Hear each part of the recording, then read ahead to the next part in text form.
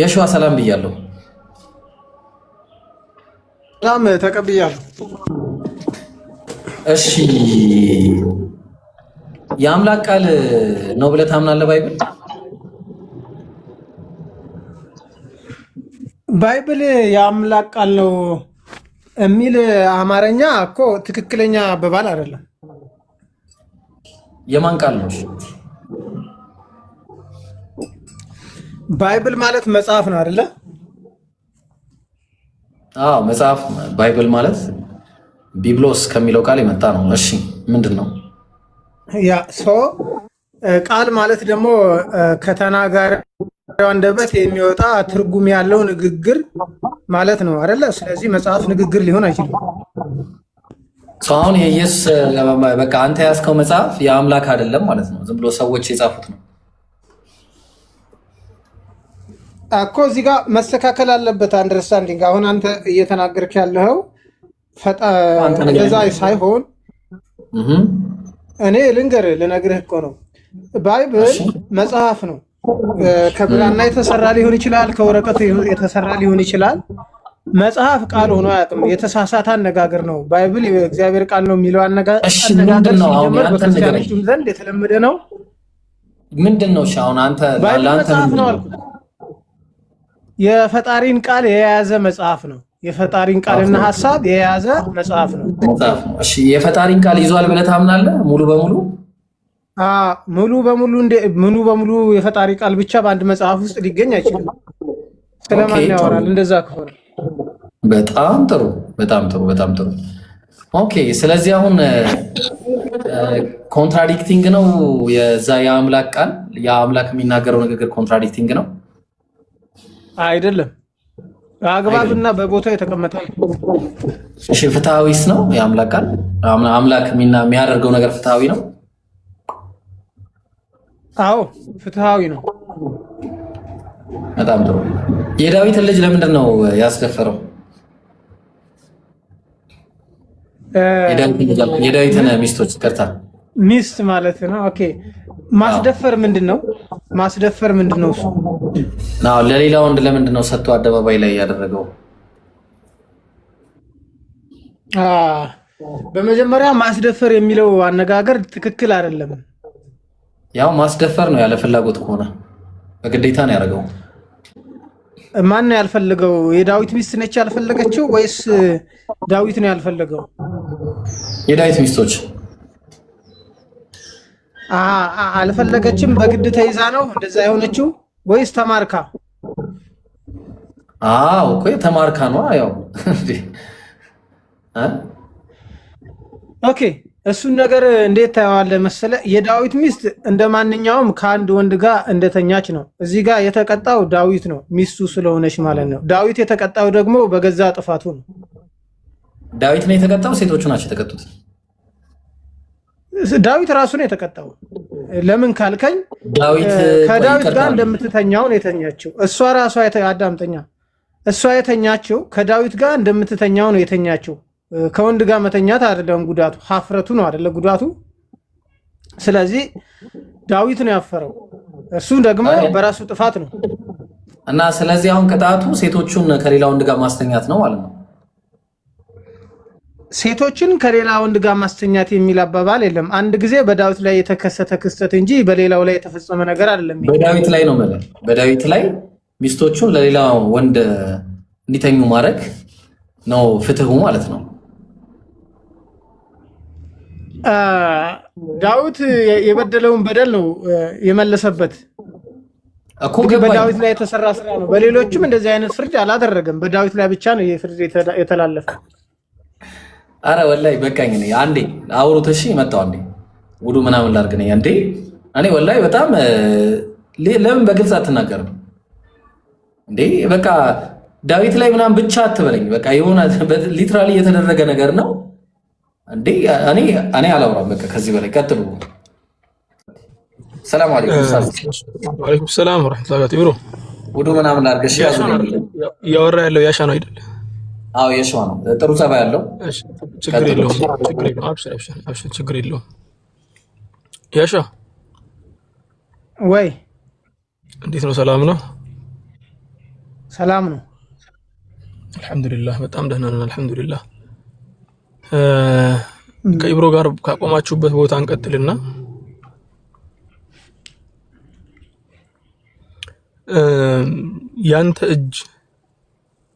ያንተ እጅ ቢቆረጥ ማንን ነው የሚያመው?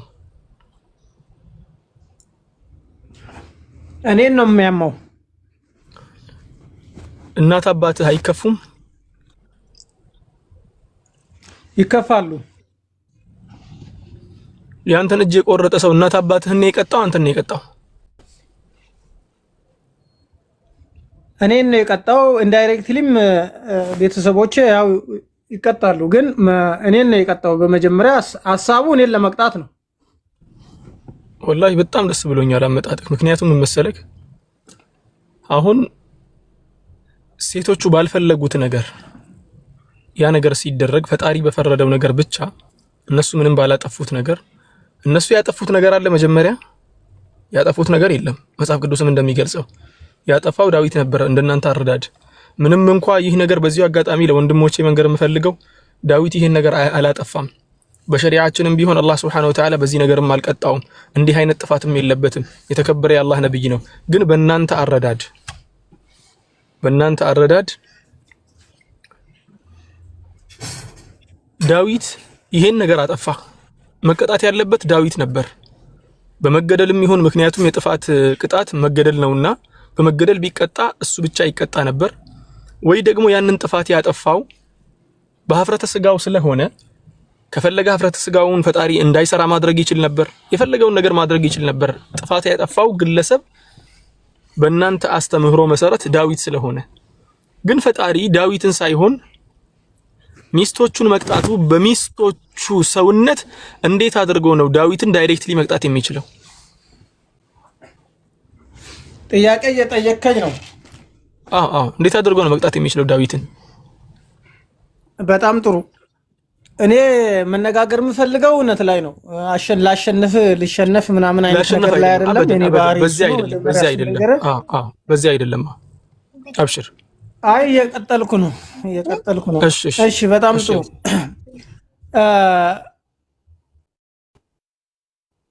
ክስተትና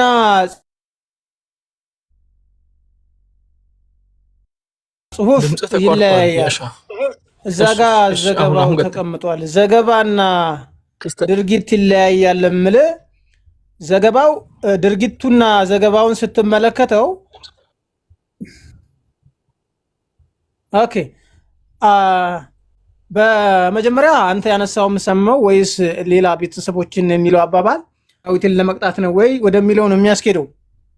የኔ እጅ መቆረጥና የዳዊት ሚስት ከወንድ ጋር መተኛት ህመም አይደለም። ህመም ነው ወይ ነው የዳዊት ሚስት ከወንድ ጋር መተኛቷ ህመም ነው ወይ ነው?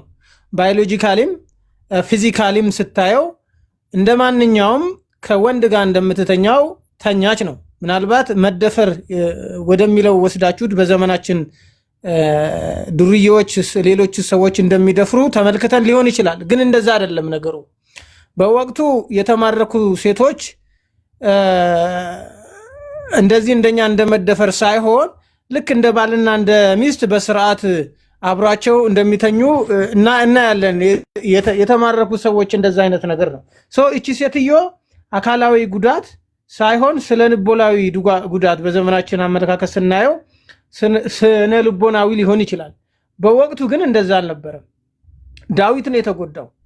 ዳዊት ንጉስ ሆኖ ሳለ ሚስቱን ተቀምቶ ከሚስቱ ጋር ሲተኙ በጣም የተጎዳው ዳዊት ነው እንጂ እሷማ ከማንኛውም ወንድ ጋር ከባሏ ጋር እንደምትተኛው ነው የተኛችው። ምንም የሆነችው ነገር የለም። አንድ ይሄ ነው። ሁለተኛ ከዘገባው ባለፈ በስተጀርባ ልጨርስና ከዘገባው በስተጀርባ የዳዊት ሚስትና ጥፋት አላት ወይስ የላትም የሚለው ፈጣሪና ሚስቱ ናቸው የሚተዋወቁት። ምናልባት ለኛ አልተጻፈም ይሆናል እንጂ ፈጣሪ ለምንድን ነው እንደዚህ አይነት ፍርድ ያስተላልፈው? ስለዚህች ሴትዮስ እንዴት ነው መረዳት ያለብን የሚለው እንደገና ፈጣሪ ማብራሪያ መስጠት አለበት። ማብራሪያ አልሰጠም ማለት ደግሞ ፍትሃዊ አይደለም ልንለው አንችልም። ይሄን ይመስላል አባቴ ባጭሩ ባለው ነገር አይደል እንዴ የምንፈርደው። ያሻ ምን መሰለክ እኛ አሁን እያወራን ያለነው ያልተጻፈውን ነገር ወይ ፈጣሪ እንዲጽፎ ቢሆን በሚል ነገር ላይ አይደለማ። አንዴ ተጽፎ አልፏል። ከተጻፈው ነገር አንፃር ነው እያወራን ያለነው። እናንተም እኮ ለምሳሌ አሁን አንተ ለምሳሌ እኔን ስትጠይቀኝ መተክ ቁርአን ላይ የተጻፈውን ነገር ነው እንጂ እንደ ማስረጃ አድርገህ መጥቀስ የምትችለው ወይ ደግሞ የተከሰተን ነገር እንጂ ሳይከሰት የቀረን ነገር ወይ እንዲህ ተደርጎ ቢጻፍ ኖሮ ወይ ደግሞ እንዲህ ተደርጎ እንትን ቢደረግ ኖሮ በሚል ልትጠይቀኝም አትችልም። እኔም ደግሞ በዚያ መልኩ ልመልስልህም አልችልማ ያ መሰለኝ። ስለዚህ አሁን የተጻፈ ነገር ብቻ ነው የምናወራበት። አንድ ይሄ ነው። ሁለተኛ ነገር ስለ እንትን ጉዳይ ስለ ዳዊት ሚስት ጉዳይ ካነሳህ አይቀር አንድ ነገር ልበልክ። ሴት ልጅ የጾታ መደፈር ሲያጋጥማት ዛዴ ጩፊ ጋር ጎበዝ ጩፊ ጋር ጩፊ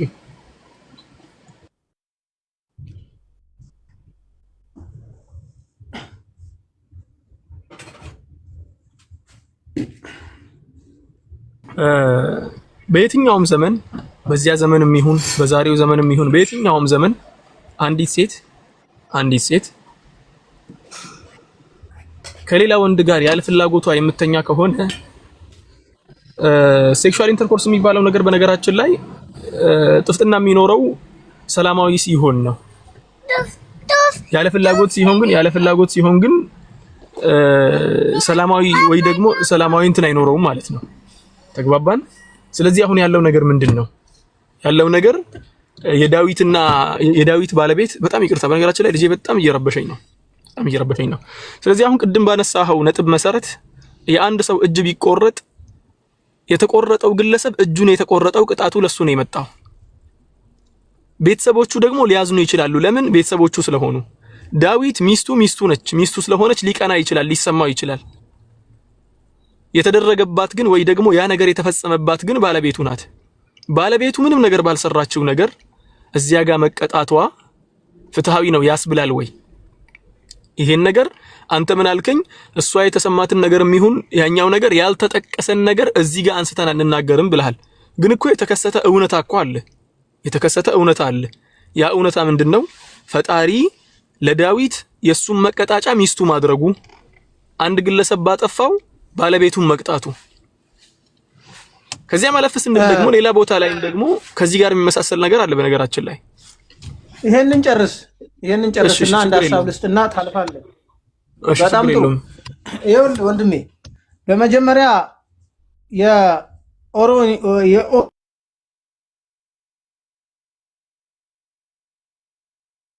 ድምጽህ ተቋርጧል። እኔ ጋር ብቻ ነው ወይስ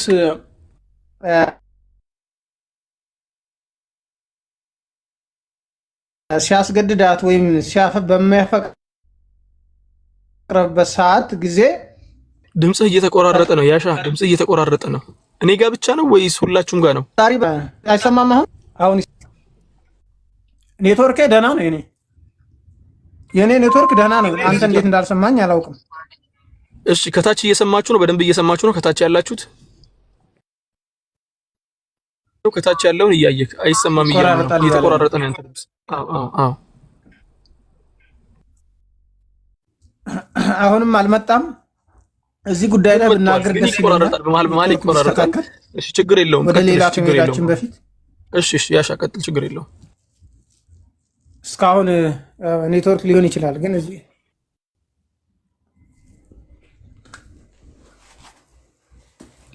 እስካሁን አልገባም። አሁን ይሰማል፣ በደንብ ይሰማል። አሁን እየሰማሁ ነው ያሻ። እሺ በጣም ጥሩ። ይኸውልህ ዳዊት የኦሪዮንን ሚስት ባስገደዳት ጊዜ ፈጣሪ በሰማይ በዙፋኑ ነበረ። አሁን የኦሪዮን ሚስት በፍላጎቷ ነው ወይ ከዳዊት ጋር የተኛችው ያረገዘችው ብለን ከጠየቅን አልተጻፈም። ግን በፍላጎቷ አይደለም እንደምትለኝ እርግጠኛ ነኝ። ምክንያቱም እዛ ጋር የዳዊት ሚስትን ፍላጎቷ አይደለም ብለኸኛልና ኢንሲሚላር ፋሽን የዚችንም ፍላጎቷ አይደለም ማለት አለብህ። ገና አርግዛለች። አሁን የኦሪዮን ሚስት ዳዊት በደፈረና ባስረገዛት ጊዜ ፈጣሪ ጨካኝ ነው ወይ ፍርደ ገምድል ነው ወይ ለምን አልጠበቃትም የሚልም እኮ ሌላ ጥያቄ ሊያስነሳ ይችላል። ኦኬ ይሄ እኮ በቁርአን የለም ትለኝ ይሆናል። በቁርአን ያሉ ነገሮችን ደግሞ ሌሎች እንደዚህ ተማርከው በሚደፈሩበት ወቅት ፈጣሪም ይኖራል። ምናልባት የተደፈሩ አካላት ካሉ ማለት ነው፣ ወይም ደግሞ በሌሎች የተወሰዱ ካሉ ማለት ነው። ቁርአን ላይ ስናነብ ካገኘን እነዛስ ፍላጎታቸው ነው። ያለ ፍላጎታቸው ከሆነ ፈጣሪ ፍርደ ገምድል ነው ወይ ብለን ማንሳታችን የማይቀር ነው። የሆነው ሆኖ ግን የኦሪዮን ሚስት ከዳዊት ጋር በተኛችበት መንገድ ነው የዳዊት ሚስትም ከዛ ሰው ጋር የተኛችው። በተመሳሳይ ጊዜ በተመሳሳይ ወቅት አይደለም። ቅድም ስለ ጥፍጥና ስለ እርካታና ስለ ዓለም እርካታ አንስተህ ነበረ። አንድ ሰው ተደፈረ የሚባለው ኮንዲሽኑ ነው የሚወስነው። እዚህ ጋር የንጉስ ሚስት ነች መቀማቱ መዘረፉ ይሄ ድፍረት ነው እና ሄደ ስታይ ግን ከኦሪዮን ጋር በተኛበት መንገድ የዳዊት ሚስት ከዛ ሰው ጋር ከነዛ ሰዎች ጋር መተኛቷ እንደ ማንኛውም ሴት ከአንድ ወንድ ጋር እንደሚተኛ ተኛች እንጂ የእርካታና የስሜት ጉዳይ አይደለም። ይሄ እሷ ከባሏም ጋር ተኝታ እኮ አንድ ሴት ላይመቻት ይችላል። ግን ምንድነው የተጎዳችው ጉዳት ነው ጥያቄው። ምን አይነት ጉዳት ደርሶባታል? ፊስቱላ ነው የደረሰባት? ኢንፌክሽን ነው የደረሰባት? ምንም የሚወራ ነገር የለውም ነው ጉዳዩ። የክብር ጉዳይ ነው። በዘመናችን ስለመደፈር እንደምናወራው ነገር አይደለም ለማለት ነው። እንደዛ አይነት ጥያቄ ካነሳችሁ ብዙ ጥያቄ ስለሚያስነሳ ሄዶ እናንተም የምታመልኩት ፈጣሪ ጋር ስትደርሱ ይሄ ጥያቄ ያስነሳል ነው። እንደዚህ እኛ የምናመልከውን ፈጣሪ ችግር የለውም። የፈለከውን ጥያቄ በእስላም ላይ ማንሳት ትችላለህ። ወላኪን አንተ ያነሳኸው ነጥብ አሁን ያልተጻፈውን ነገር እያነበብክ ነው። አሁን ለምሳሌ ምንም አይነት ችግር አልደረሰባትም ብለህ ተናግረሃል። ከየት ነው ያመጣው ምንም አይነት ችግር አልደረሰባትም የሚለው? መጽሐፍ ቅዱስ ሲጀመር የእሷን ጉዳይ ከዚያ በኋላ ተናግሯል እንዴ? ምንም አይነት ችግር አልደረሰባትም ነበር ወይ ደግሞ እሷም ደስ እየተሰኘች ነበር ከሱ ጋር የተኛች የሚል ነገር አለው? የለውም። ከራስህ ፈጠራ ነው ያመጣው ይሄንም ማለት ነው። ስለዚህ አንዲት ምንም ነገር ሳታውቅ ምንም ነገር ውስጥ ሳትሆን ምንም ነገር ሳታጠፋ ባሏ ባጠፋው ቅጣት እሷ የምትቀጣበትን። በነገራችን ላይ አንድ ነገር ደግሞ ከስራ አስምሬ የምነግርህ ነገር አለ። በእናንተ ሃይማኖት ላይ ያለን ነገር በኔ ሃይማኖት ሚዛን ለመመዘን መሞከር ሌላ ነጥብ ነው የሚያነሳው እሱኛው። ምክንያቱም በእናንተ ሃይማኖት የተደረገው ነገር ዝሙት ስለሆነ ሚስትን መደረብ ራሱ ዝሙት አድርጋችሁ ስለምታስቡ፣ በኢስላም ደግሞ 2ም 3ም 4ም ማግባት ይቻላል። ዳዊት ደግሞ የፈለገውን ያክል ቢያገባ በፈጣሪ ፍቃድ ነው ያገባው። የፈጣሪ መልእክተኛም ነው እሱ በኢስላም ከመጣህ ማለት ነው። ተግባባን? ወላኪን በእናንተ ከመጣን ግን እናንተ ጋር ጥፋት የሚሆነው ነገር እኔ ጋር ጥፋት የማይሆን ከሆነ ሳዲዲሲ እናንተ ጋር ጥፋት የሚሆን ነገር ሊዳኝ የሚገባው እናንተ ጋር ባለው ህግ እንጂ እኔ ጋር ባለው አይደለም።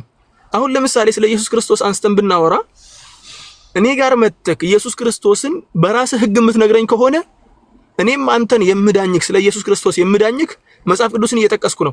አለበለዚያማ ሲጀመር መጽሐፍ ቅዱስን እኮ ሙሉ በሙሉ አልቀበለውም እኮ ነው። ሙሉ በሙሉ ከመጨረሻ እስከ መጀመሪያ እስከ መጨረሻው ድረስ እስከ ዮሐንስ ራእይ ድረስ አይደለም የሚባለው?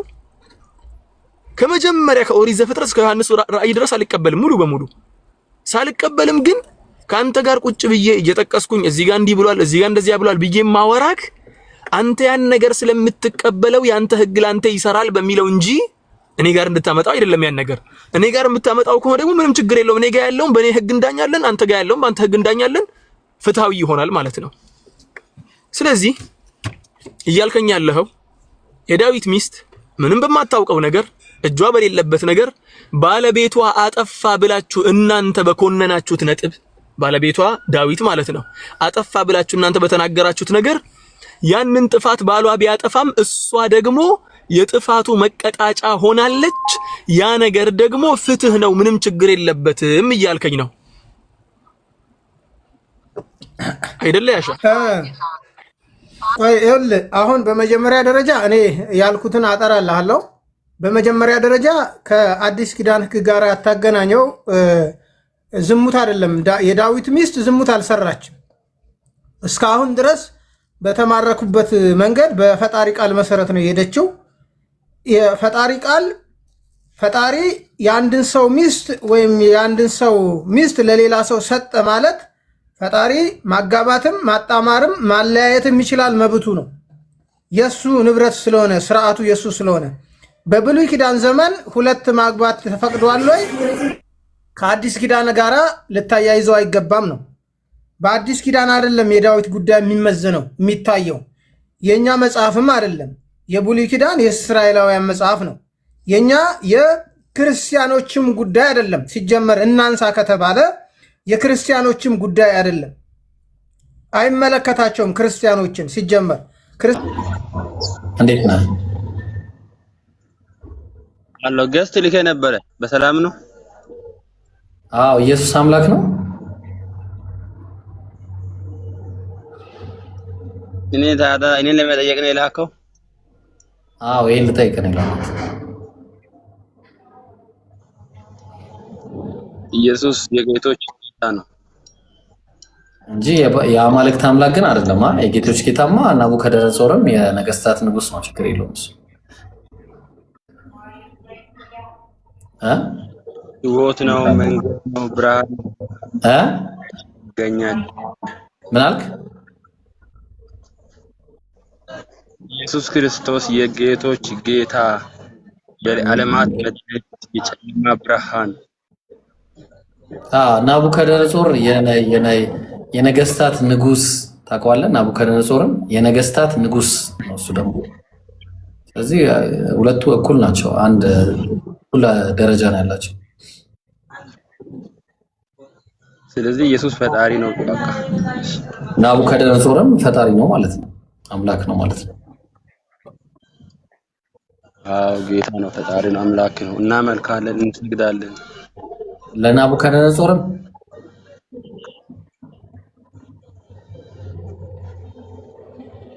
ምን አልክ? ለናቡከደነጾርም ተሰግዳለህ፣ ታመልካለህ። የነገስታት ንጉስ ነው እሱ።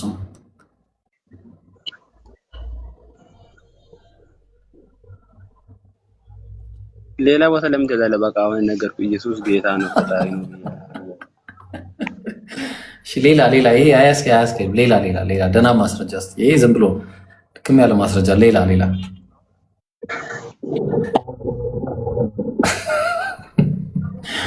አረሳለ ናቡከደነጾርን ታውቀዋለህ? በማርያም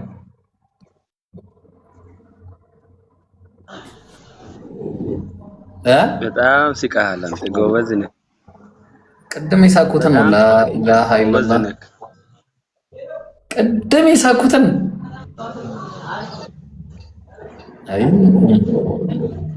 አይ በቃ አንተ በቃ ሚታር እህትህ ልረዳ መታለች መሰለኝ። ዩዘር አንዴ እሷን ላወራና ትይዛላችሁ። እሺ ኢንሻአላህ ሳላ ትይዛለህ። ዩዘር አለሽ ይቅርታ። እንዴት ነሽ?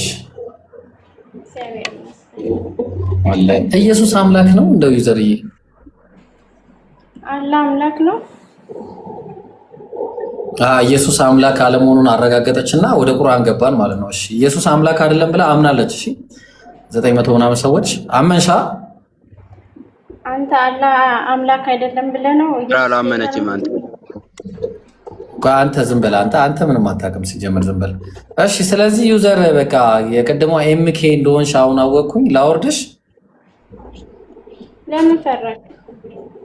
ለምን የምትጠይቂውን ቅድም አማርኛ ማንበብ ሳቺ ከኔ ጋር ጭራሽ ልታወሪ? እኔ እንኳን አንቺና ማለት ነው ማስችላል ኢትዮጵያዊ ነኝ። እንኳን እኔ ያንተ ነብይም አልተማረ። ኢየሱስ ነው ያልተማረ። ቆይ ላሳይሽ። አንቺ ዶንቆሮ ውረጅ። እንዳልተማረ ላሳይሽ። እሺ ማስረጃውን ከፍቼ ሳሳይሽ ከዚህ በኋላ ይሄንን ነገር አትናገሪም። እርግጠኛ ሆኜ የምነግርሽ ነገር ማለት ነው። ላሳይሽ። ኦልራይት ማንበብ እንደማይችል ላሳይሽ። ማንበብ እንደማይችል ማለት ሁለት ጥቅሶችን ላውጣና ላሳይሽ። ማንበብ የማይችለው ማን እንደሆነ ተመልከቱ። የሉቃስ ወንጌል ምዕራፍ 4 ላይ ቁጥር 17 ጀምሮ አንድ የምታነቡት ነገር አለ። ልብ አድርጉ። የተሰጠው መጽሐፍ አለ። ኢየሱስ ክርስቶስ መጽሐፍ ተሰጠው። እሺ ጰራቅሊጦስ ትገባለህ። አንዴ ይህንን ላሳያቸው። አንዴ ሚዩት አድርግ ብራዘር፣ ሚዩት አድርግ፣ ሚዩት አድርግ። የነቢዩንም የኢሳያስ መጽሐፍ ሰጡት አለ። መጽሐፉንም ልብ አድርጉ። መጽሐፍ ተሰጥቶት በእጁ ማለት ነው። ከዛ መጽሐፉን በተረተረ ጊዜ የጌታ መንፈስ በእኔ ላይ ነው። ዝም በል ዝጋ አፍህን። ተረኛ ታወራለህ። ከዛ እኔ ጥያቄ አለኝ በኋላ ላይ ነው የምጠይቀው። ስለዚህ የጌታ መንፈስ በእኔ ላይ ነው አለ። አሁን ይሄንን ጥቅስ የት ነው የምናገኘው ካልን ልብ አድርጉ። መጽሐፍ ነው በእጁ። መጽሐፉንም ጠቅልሎ ለአገልጋዩ ሰጠዋል። ስክሪንሾት አድርግና ላሳያችሁ። ይህን ጥቅስ ማንበብ እንደማይችል ተመልከቱ። ማንበብ እንደማይችል ላሳያችሁ። ይሄ ትንቢተ ኢሳይያስ ምዕራፍ 61 ቁጥር 1 ላይ ነው የሚገኘው። ቁጥር 1 ላይ ማለት ነው። ልብ አድርጉ። ማንበብ መቻልና አለመቻል ምን ማለት እንደሆነ ዛሬ ተማሩ። እሺ ቁጭ ብላችሁ ታች አንድ ጊዜ ቁጭ ብላችሁ ተማሪ። ያው ለምሳሌ አሁን እዚህ ጋር የሚለው ምንድነው? መጽሐፉ የትንቢተ ኢሳይያስ መጽሐፍ የጌታ መንፈስ ሳይሆን የጌታ የእግዚአብሔር መንፈስ ነው የሚለው በእኔ ላይ ነው፣ ለድሆች የምስራችን እሰብክ ዘንድ እግዚአብሔር ቀብቶኛል ነበር የሚለው። ኦኬ እግዚአብሔር ቀብቶኛል አንድ፣ ሁለተኛ የጌታ የእግዚአብሔር መንፈስ ነው የሚለው። ኢየሱስ ግን ሲያነብ እንዴት ነው ያነበበው? አያነብም። ማንበብ ስለማይችል የነብዩ የኢሳይያስን መጽሐፍ ሰጡት። መጽሐፉንም በተረተረ ጊዜ አለ ከፈተው፣ የጌታ መንፈስ በእኔ ላይ ነው አለ። አየ እግዚአብሔር የሚለውን አላነበበው። የጀማል ኔትወርክ ነው፣ አትፍረድበት። እሺ ሳላ